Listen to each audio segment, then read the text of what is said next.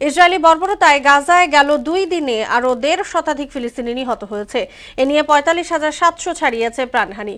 এদিকে মিয়ানমারে 77তম স্বাধীনতা দিবস উপলক্ষে প্রায় 6,000 বন্দীকে মুক্তি দিয়েছে দেশটির সামরিক সরকার।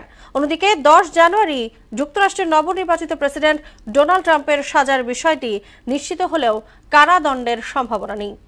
ইশতিয়াক হোসেনের ডেস্ক রিপোর্ট।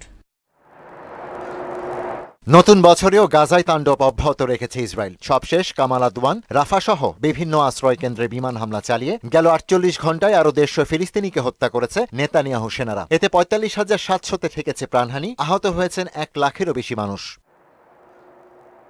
এদিকে মিয়ানমারে 77তম স্বাধীনতা দিবস উপলক্ষে 180 বিদেশি সহ প্রায় 6,000 বন্দীকে মুক্তি দিয়েছে দেশটির সামরিক সরকার। মানবিক দৃষ্টিভঙ্গি বিবেচনায় এই পদক্ষেপ নেওয়া হয়েছে বলে শনিবার দেশটির রাষ্ট্রীয় গণমাধ্যমকে তথ্য জানিয়েছে সেনাবাহিনী।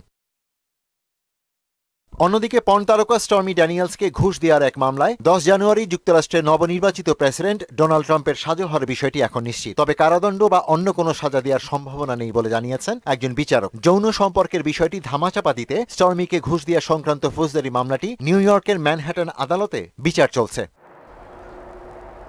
ইশতিয়াক হোসেন, মোহনা সংবাদ।